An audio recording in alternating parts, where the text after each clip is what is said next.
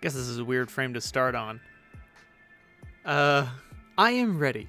Okay, let's allow the next memory to take shape. I believe it is Kanaya's. I will reprise my role in a conversation I had with her shortly after I discovered the ruins. Everybody hide, and try not to spoil it for her until she remembers. Hey Kanaya, there is something I want to give you. Oh really? Yes, it's something very odd I found when I discovered the ruins the other night. I don't know what its archaeological significance is yet, but I suspect that you will be able to repair it. This is a dream, isn't it? Wow. Wow, you figured that out very fast. It seemed obvious. Either I'm sleeping or I'm dead. Which is it? Oh, I'm sure you are alive. You are unconscious now, and will wake up as your new self very soon. My new self? Yes. You were undergoing a metamorphosis which you have been groomed for since you were very young. Much like I was for my various personal iterations, including this one. You mean being a ghost, and then a frog, and then a robot, and then a fairy? Yes, but it sure sounds silly when you list them all like that. Kind of. What do you mean we have been groomed? Well, that's what we're about to find out. If you will oblige us by continuing with this memory. Okay, what do I do? Why don't we go through this conversation again to the best of our recollection? But I guess rather than acting it out, we can just talk about it the old-fashioned way. Was what we were attempting before not old-fashioned? I have no idea. It seems to me the nature of the afterlife is probably very old-fashioned. Maybe even the most old-fashioned a thing can get. Yeah, but you know what I mean, though. Yes, then. This was when you were about to give me that unusual gift from the ruins. Yes. I then had Solix deliver the pieces to you so you could stitch back up. Solix, that's your cue. Come out and play the part. So we don't have to hide anymore? No, of course not. Obviously the jig is up. Everyone can come out now. Yay! So okay, so I'm supposed to act out what I did before when I brought her these shitty doll parts? Is that what's going on here? Yeah, I'm still not sure, Aradia. Are we supposed to be role-playing? No, guys, come on, this isn't that complicated. We're just revisiting the past just like we would if we were talking about it. But it just so happens we can watch it happen as we talk about it. And as a matter of fact, this story does involve a role-playing game, but not in that way. This is kind of stupid. You're stupid, and you sound stupid. Holy shit, I do sound stupid. Why the fuck is this mouth full of all these teeth suddenly? I don't know, but you may be waking up soon. Okay, great, though I will miss the rest of the cool story. Maybe not if we hurry along. Wait, before we do, hi Kanaya, it's nice to meet you. Hi, Jade. What is that thing you're wearing? You don't like it? No, I didn't mean to sound disapproving, but I think more colorful apparel suits you better. Yes, I know, you told me. I did? Yes, but you probably haven't yet. Not from your perspective. I could not help but overhear that you are asleep now. You told me all about what happened after you woke up. About what? About how you turned into a vampire. What's a vampire? This is ridiculous. Solix is right. Solix, Kanaya, tell us what happened next. There isn't much to say. I repaired the doll and made him a nice outfit, with a far more becoming palette, and fit than the absurd tatters he was found in. I thought, at least. Yes. Should there be anything else to this story? Not really. Isn't that Dave's puppet? Yes. Oh, fifth. I guess I'm out of here. Bye, Solix. See you later, everybody. Bye. Anyway, that is all I can remember. I quickly began to find the doll unnerving, so I put him away. To my knowledge, he has remained secure in my block ever since. Is he relevant in some way? Guys, why do you have Dave's puppet? What's going on here? Yes, Aradia, it seems you have some foreknowledge of this narrative. Maybe you can tell us why any of this is important. This is only a piece of the story. The other pieces will fall into place with successive memories, and it will all become clear. But yes, alright, I will eliminate some suspense and try to serve as a better guide on this tour through the catacombs of our collective subconscious. The separate tunnels we once traveled in the dark as individuals we now retrace together with a torch. On the walls, we illuminate the runes which describe a convoluted origin story. an origin we participated in. We were spurred to these actions by that which was being originated, and incited to acts of revenge as we returned against each other. I don't remember this. I mean, I remember getting jumped off the cliff by my legs, but not the thing I'm doing now. No, our manipulator disguised his tracks well. Do I have to lie on the floor like this? Is that important? No, Tavros, you can get up. Also, can we, or at least I, be not in this memory? Because it's one that's not as great as most. We will leave it soon. But you were doing something very important here. What was I doing? Writing part of a code. Ooh. It appears Kanaya's wound is appearing in her dream. Tick. An incomplete fragment consisting of 4 symbols, comprising the first word of a binary refrain, a pair of sounds emerging from the belly of a fabled tyrant's menace. But you authored only one sound of the pair. I would write another. Talk. In the soot of my ruined hive, I scrawled my part of the code, completing the phrase of legend, the persisting sounds said to accompany the ultimate demise of the tyrant less an arm and an eye. But even these 8 characters, the scrawlings of charge, were still but half the code. Break. There was another half by Scourge in 2 parts. One part, 3 symbols. Heads. And the other 5. Why the scale was tipped in this way because why the scale was tipped in this way between sisters, I cannot say. Each fragment would be transcribed in our rulebooks, sealing the collaboration between Rustbloods and Bluebloods, completing the code for our session's architect. Not exactly. There was another fragment. Oh, yes. An additional 8 symbols from a wildcard source, I suppose. Honk. Honk. It came from a timeline not meant to happen, the one where I came from to ensure it wouldn't, which thus sealed my fate. Oh no! Kanaya's gone, but we have a new dead Terezi and a new dead Karkat.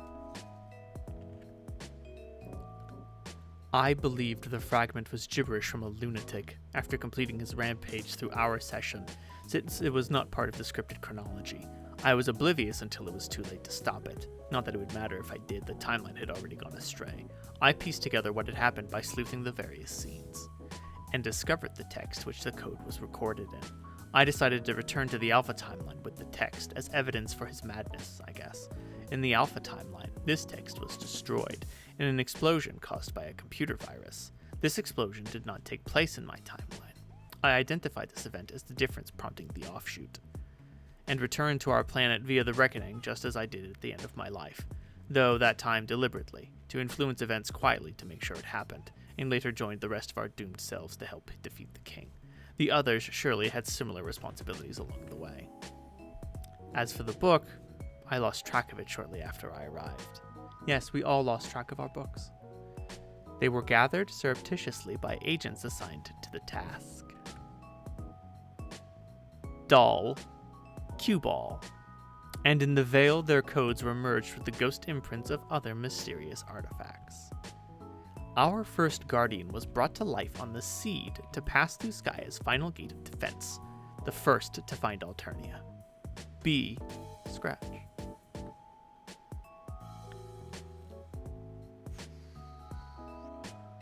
No, we need much more. There we go.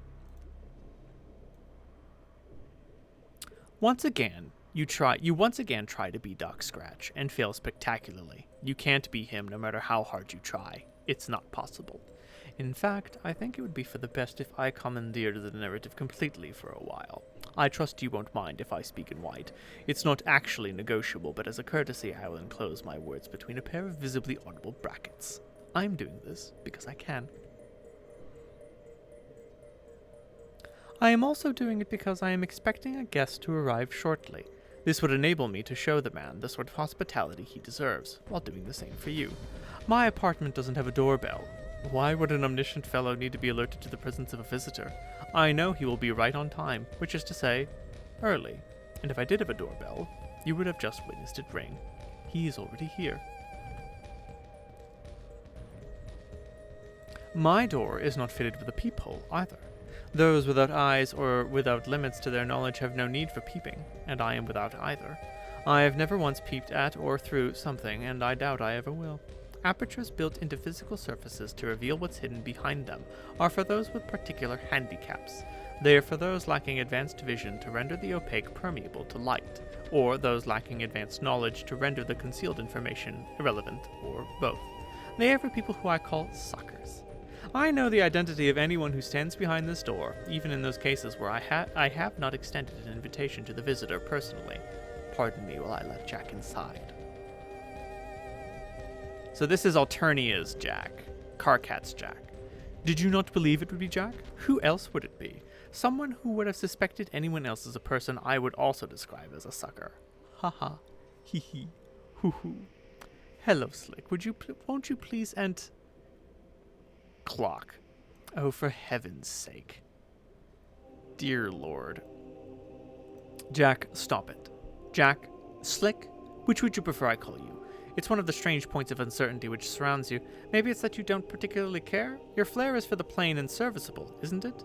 Not much of your vanity is tied up in a name, I'd guess. Not going to tell me? Fine. I won't tell you my name either. Well, I might, if you just show some manners and stop hitting me with that ridiculous horse hitcher. It won't crack, no matter how senseless the drubbing. If only it were that simple. You're not going to stop, are you? It will be very difficult to discuss our points of mutual interest like this. I was prepared to go about it in a civilized way, even though I knew very well I would spend the first several minutes of our meeting sitting on the floor while being flogged. I've even prepared a bowl of candy for you, which I know you will enjoy. Courtesy is important, Jack. Do you have anything at all to say? Any form of communication you care to attempt beyond the sound iron makes against my head repeatedly? No, of course not.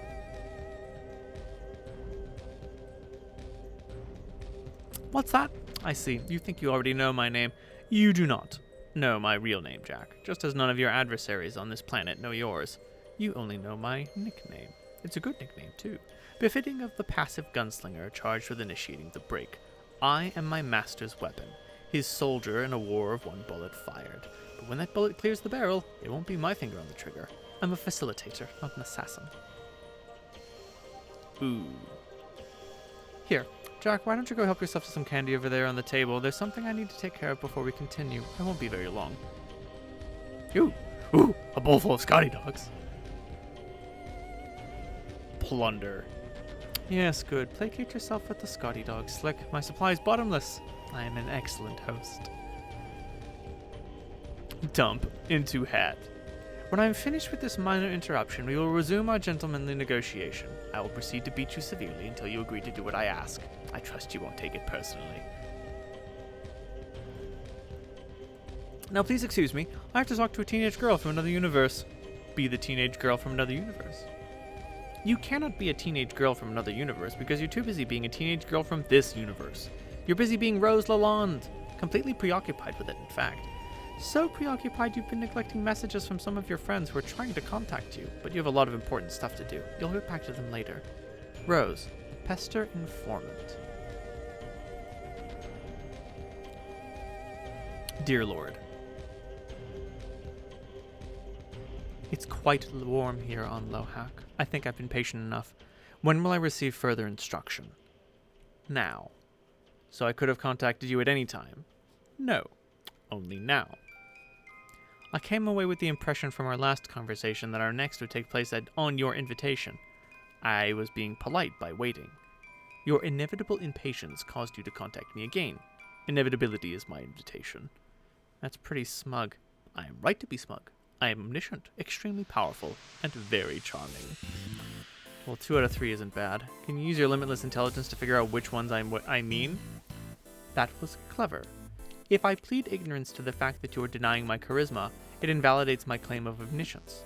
But if I must adhere to my all-knowing status, it forces me to validate the unfortunate reality that you are feigning the opinion that my demeanor is unpalatable. Not that it matters, because I have all three qualities and you know it. This is stupid. Can we get to the point? Yes, I was about to say.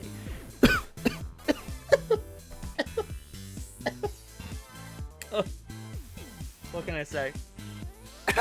Acting that smug makes me sick. Yes, I was about to say, we should hurry this along. My visitor is beginning to set things on fire. You have a visitor? Who? Some guy. I was joking anyway, I'm in no hurry at all. You tell jokes. Yes. Haha. So your visitor isn't setting anything on fire then? Oh, he most definitely is. Hehe. I'm really not getting this joke. I was joking about being in a hurry. From my perspective, this conversation is taking place in less than 1 second. I type very quickly. I thought you didn't lie. Aren't jokes essentially humorous lies? At least those like the ones you just attempted? Jokes are only temporary lies. If the falsehood is never exposed, then there is no punchline. If the punchline is never delivered, the lie is sealed forever. Regardless of initial humorous intent, lies are not very funny. I think if you're going to risk tarnishing your record of honesty, you should probably get better material. My joke was objectively funny. Who would know better than I? Okay, so you're saying an inaccurate statement doesn't count as a lie as long as you say just kidding later? Basically. What if it's much later? Is it still just a joke? No, that would be something closer to a prank. I don't play pranks very often. Are you allowed to lie about playing pranks? If I asked you if you were playing a prank on me, would you tell the truth? I am allowed to do whatever I want. I choose not to lie. I also choose to tell jokes now and then, and to play pranks quite sparingly. But I can say that I have never played a prank on you, and no statement I have made to you thus far, or will make in this conversation, will contain any trace of falsehood, for the sake of setting up a joke or a prank, with the exception of the joke I just made, and another one I will make very soon. I'm starting to change my mind. Oh? Yes, I think your joke was funny in retrospect. Actually, your whole shtick is pretty good. I'm warming up to it. Yes, I knew it. Just to be clear, was the assurance you just made a prank or a joke? It was neither. It was the truth. Was that? Yes. The truth. Yes. Okay. Were you serious about wanting to die? Yes. Why? I'll tell you later. Why? Because you asked. But why not now? Because the piece of information would not fit elegantly into the sequence of our exchange at this moment. Then you know how this entire conversation will go. Yes. Is that true of all conversations you have? Yes. Until briefly, I don't. But the dark spots never last long. The truth disguises itself to me sometimes, which can be mildly frustrating, but it usually reveals itself quickly, much as if a punchline was delivered. It's a humorous dialogue I have with reality, and it is very amusing. Then why do you bother with the conversations? Obligation to predestination as usual? There is no obligation. It's a pleasure. It is? I've always had a soft spot for young ladies. That's a little creepy. No, it's not. Yes, it is. No, it's not. It kind of is. I have looked into the future, determined that we would continue in this manner pointlessly for some time, so I am putting an end to it here. Doesn't make sense. Was that the other joke? Yes. Good one. Thank you. How young are the ladies you typically take a shining to? And does this mean you're attracted to me? Suddenly this conversation is kind of terrible.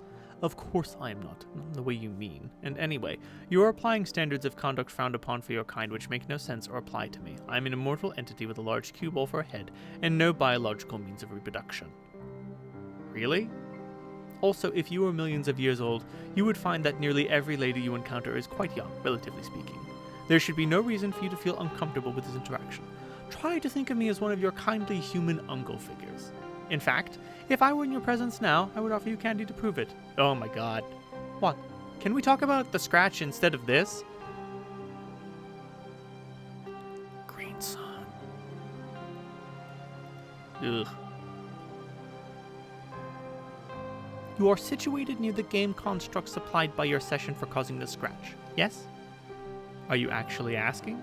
No, that was a fact, and then a question mark. Well, yes, I am. It's a large plateau shaped like a record. It's called the Beat Mesa. I know. Is the game construct different in other sessions? Yes. It will always be an edifice of similarly cryptic design, located on a planet that is home to the hero of time. Its environment dictates the nature of its construction. Its power is dangerous, and is meant to be utilized only in emergencies such as yours. You mean in sessions where victory is no longer possible? Yes. Due to creating an unstoppable adversary who triggers the reckoning prematurely? Is that sort of an emergency common? No. Failure is common, but the composition of yours is quite atypical. Okay, then it's like a panic button for the players to push once they realize the cause is lost. Yes, but causing the scratch is not an easy task either. The construct must be destroyed in a very specific way to release its energy. The keeper of my ectobiological father began the process. It must be finished. Who? The guardian of the Night of Time. You mean Dave's bro? Yes. Well, how do I finish it? You don't. Not you personally. Another will. You have something more important to attend to, remember? Oh, right. The green sun. Yes. I'd planned to take care of that later once John had retrieved the tumor. The tumor. Whatever. Your plan will have to change. You aren't ready to cause the scratch yet. Like I said, it's very difficult. What will the one who does it have to do? I should let them know. You will have to scratch the surface of the plateau across its full diameter. I see. This terminology can be very literal sometimes. You will require a certain needle to create a breach in the surface that will be adequate. I have needles. Your needles will not suffice. Then, where do I get one that will? Again, you won't. This task is out of your hands. The needles must be acquired from the denizen of the Witch of Space. Her quills are very large and very potent. They will be able to cause the scratch. This really seems more elaborate than you led me to believe. I didn't lead you to believe anything.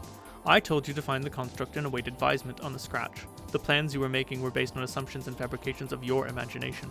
You were writing more stories, much like those about your false magical men.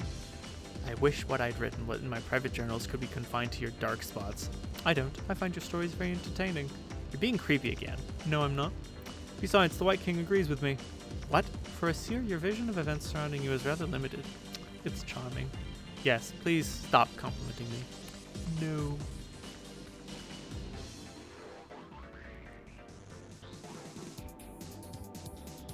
Fine, then please at least try to sound more sarcastic when you do it. Oh sure, I'm really going to do that. Yes, very likely. Then the scratch will be implemented later by either John or Dave, I presume. You used a male pronoun. Yes. I guess it makes sense that would happen later. My understanding is that Jack will not be banished from the session until near the end of the reckoning. Yes, Jack will exit your session later, but this has nothing to do with the scratch. Not directly, as you imply. I don't understand. I thought that was the point of the scratch. To open a rift in space-time, as it were, and banish him into the troll session. No. That is not the purpose of the scratch at all. The scratch does not open a rift in space-time. Huh. Then why have you directed me to cause it? Does it have something to do with enabling you to die? No, not directly. The scratch has nothing more to do with my death than any other single event ultimately contributing to my demise. I think it's disingenuous for you to behave as if I have not been misled. You said you don't lie, but what about lies of omission? Lies of omission do not exist. The concept is a very human one. It is the product of your story writing again. You have written a story about the truth, making emotional demands of it, and in particular for those in possession of it. Your demands are based on a feeling of entitlement to the facts, which is very childish. You can never know all of the facts. Only I can. And since it's impossible for me to reveal all the facts to you, it is my discretion alone that decides which facts will be revealed in the finite time we have. If I do not volunteer information you deem critical to your fate, it possibly means that I am a scoundrel, but it does not mean that I am a liar. And it certainly means you did not ask the right questions. One can make either true statements or false statements about reality. All of the statements I make are true. Unless you're joking. Yes. Haha, hee hee, hoo hoo. Exact. Then I guess I'll start asking better questions. Good. I'll make a seer out of you yet. Will you? Yes. You can start by shoring up the reliability of your sources. You proceeded to question me, believing you understand the purpose of the scratch. You received your information about it from trolls. I assure you that in most ways, the trolls are as confused about everything as you are. Okay, noted. What exactly does the scratch do then? It resets the game. Oh, that's it. Yes. Then we all start from the beginning again, when John entered. No. The release of temporal energy will be quite massive. This is a hard reset. It will reboot the conditions in your universe well before you began playing the game. You will have lived different lives after the reset. The different initial conditions will ideally lead to a more favorable scenario in the new session. Unfortunately, you will have no memory of anything that has happened in the session you are in now. What will happen to us? Everything in the session now. You will all cease to exist completely if you remain here during the scratch. This seems familiar. It reminds me of when Dave and I were trapped in the doomed timeline and he left to change the past. The timeline ceased to exist along with my dream self, who in a way became merged with my dream self of this timeline. I've kept some of her memories. Is the situation similar? Similar, but far more severe. Since this timeline will undergo such violent upheaval, such a merger of memory cannot happen. You will be resigned to absolute oblivion unless you can discover a way to preserve yourselves, but it's not really my place to advise you on that. After you have dealt with the scratch in the sun, what happens to you is not any of my business. Then can you at least tell me if it will be successful in preserving ourselves after the reset? Yep. I don't particularly enjoy spoiling things for people who, when unnecessary.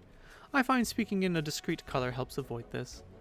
So if the scratch isn't specifically meant to banish Jack from the session, and our quest to destroy the sun is meant to kill him, why is the reset necessary at all, especially if it means oblivion for us? Because you cannot achieve the ultimate reward in this session. Your battlefield is cancerous, and the Reckoning will destroy it prematurely regardless. By resetting, you will create a session which can bear the fruit of a new universe, even if you will not be the ones to claim the reward.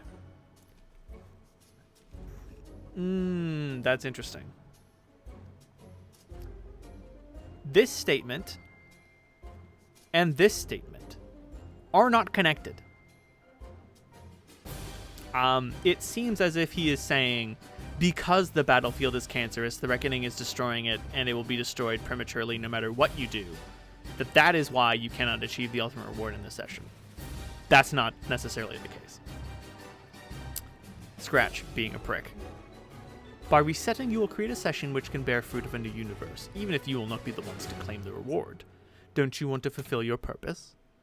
I guess, but it's a little disheartening to learn I'm now faced with not one but two suicide missions at once. One to destroy Jack's power source and defend all of existence, and another to ensure our cosmic progeny at the price of oblivion. That frames the dual objectives accurately, but if you are inventive, you may find a way to survive the reset and participate in the renewed session. It's up to you, just as it's up to you to face the decision to claim immortality before you enter your creation. Immortality? Yes. Do you mean ascending to the god tier? Yes. I have reason to believe that I won't. The trolls have not indicated I will die on my quest bed, or that any of us will aside from John. Instead, I've been given a more troubling and ambiguous forecast. What have I said about confirming the reliability of your sources? Are you saying I will? No. Oh, well, will I? It seems you'd like me to do some fortune-telling. Fine, maybe this question will suit you better. Is it probable? That's a strange question to ask someone who's omniscient and therefore knows outcomes with 100% certainty. I like it. Then what's your answer? You have exactly a 50% chance of ascending to the god tier. That's a strange answer. I know. Why such a precise probability? Because much like the decisions you must face to complete your dual suicide missions, you have two ways of achieving godhood to choose from. 2 ways. By dying on the quest bed on my planet in some other way. Yes. Is there another quest bed somewhere? Yes, good guess, Seer. Where? What difference does it make? You already know where the first one is. You have the choice to go there right now and take your own life. That's true. Of course it is. You mentioned immortality. Does godhood make one immortal? Yes. A god tier will live forever with no caveats. No. One will live forever unless killed. The death must either be heroic or just. How are those terms defined? Broadly, mysteriously, and according to the case of the individual. One may be killed by opposing a corrupt adversary and die for a just cause, as through martyrdom, for instance. This would be considered heroic. Or one may be the subject to corruption and be slain by a hero. This would be considered just. Which sort of death will you have when I destroy the sun? Neither. I'm not a god. I'm a guardian, a servant, and a weapon. I have power and knowledge far surpassing any god, but I am not one. Is this when you're going to tell me why you want to die? Yes. I sense it's not just because you're getting bored with immortality. That's good. Your vision is becoming clearer. Then why? My master can't enter this universe until I am killed. Such is the nature of the break. This almost sounds like martyrdom. Are you sure it won't be a hero's death? Quite sure. My master is a very evil man. Who is he? I won't tell you his name, but he goes by the title Lord English. Ooh-wee. This doesn't sound like an especially admirable objective, releasing an evil man who is presumably more powerful than you, an already omnipotent being, am I right? You are right about both. It is not admirable, and he is considerably more powerful than I. But you must decide which objective is more important. You may decide to attempt to destroy the sun and end my life. This will neutralize Jack, who is also much more powerful and dangerous than myself by virtue of the ring he wears in addition to drawing energy from the same sun as I. He poses a significant threat to reality. But in the process of killing him and you, I release your master, who is just as deadly. Oh, he's far more deadly. But the danger he poses is sanctioned by paradox space. He is a known quantity. His very existence in the universe will mean it will inevitably be torn apart. But there are rules to his entry, and his grim procession through paradox space is rather orderly. The present equilibrium has accounted for him, and will continue to do so. Jack, however, is a loose cannon. He will not stop until he destroys everything he encounters. Additionally, his existence is your responsibility. Then I guess I don't have a choice. You do. But also know this. Refusing to venture out to destroy the sun in no way spares anyone from my master regardless. It is certainly true that destroying it will end my life, but it is also certainly true that the tumor you will deliver to its location has enough power to destroy it completely. But it is not the only way to kill me. It is simply a way I have suggested to you, which doubles as a way to disarm Jack, should you choose to go through with it. Instances of myself have spawned in countless universes, and my objective is always the same. I have never once failed to complete this objective, and I never will. There is nothing noble about taking a course of action you believe would prevent his arrival, because that is impossible. He will come. In fact, he is already here.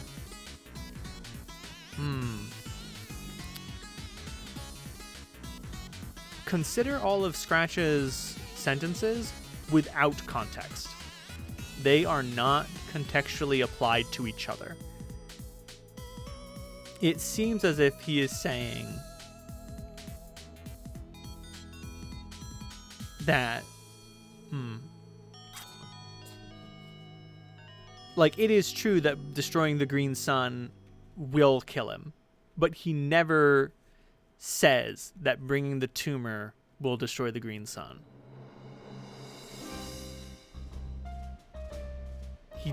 All he says is that the tumor you will deliver to its location has enough power to destroy it completely. It is simply a way I've suggested to you. There is nothing noble about taking a course of action you believe would prevent his arrival. Right. Are you saying that I will succeed in the mission to destroy the sun? Are you asking for another palm reading? You seem rather keen on acquiring a fortune from me, considering you are the one with the crystal ball. I'm just trying to ask as many questions as I can. It's the only way to find the dark spots in your obstinacy. I've been very helpful, and I will continue to be. I myself do not care to be an oracle, but I can graciously supply you with one. Can you? An eager consort has brought you one of my seeds. It appears you have amassed followers who wish to please you. How fortuitous. Your seeds? The white orb. Oh, the cue ball. How did I not notice this? It will accurately answer any question a curious girl can pose, provided she can see through the surface to read its reply. Is that possible? Is it, Seer? Given your title and all the tools of prognostication at your disposal, it seems to me I should be the one asking you the questions.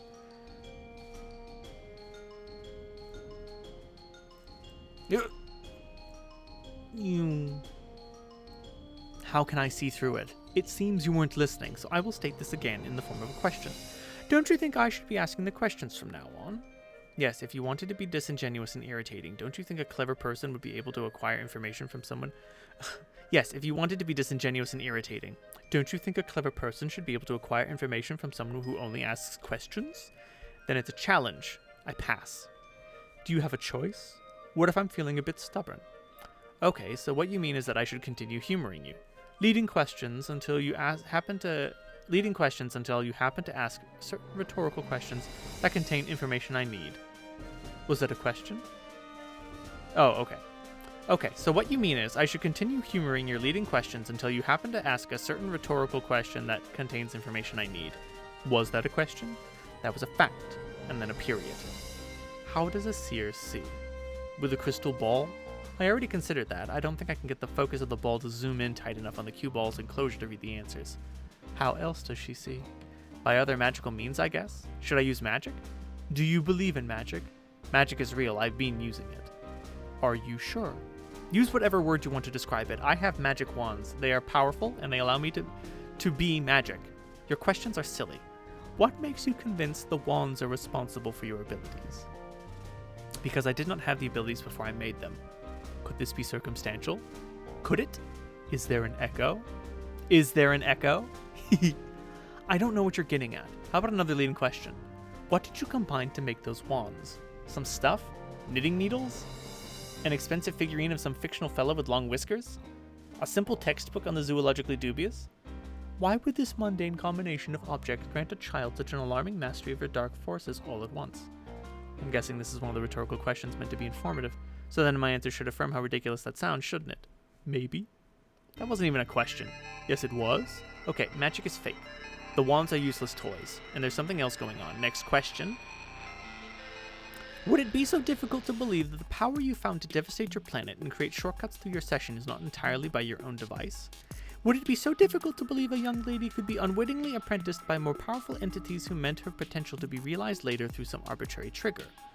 What would you say if I said a dutiful girl raised in the daylight was protected by a bulb-headed guardian and learned to glow in the dark after death?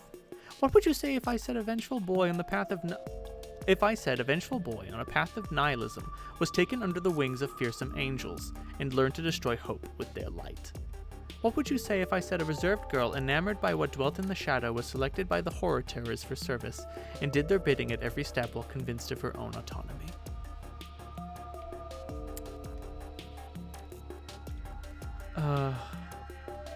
A vengeful boy on a path of nihilism.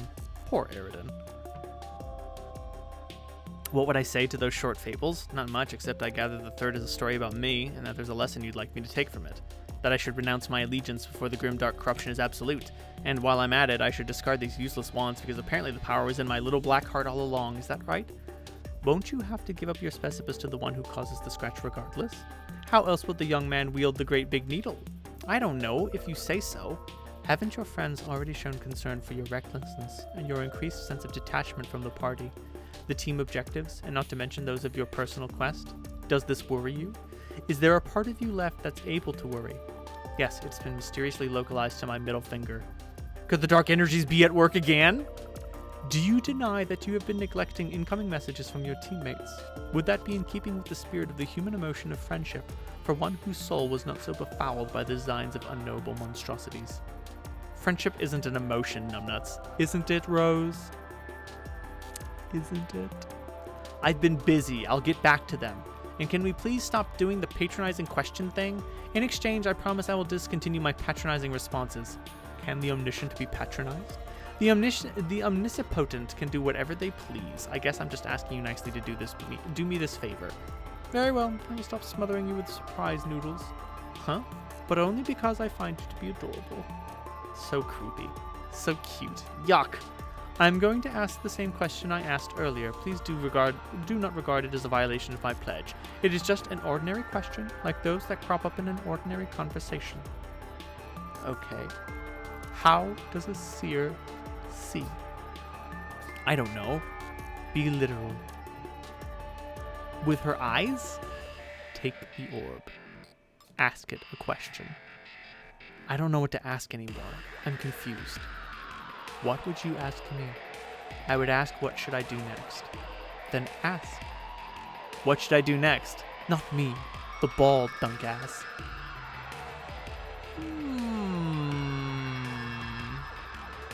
This cannot end well.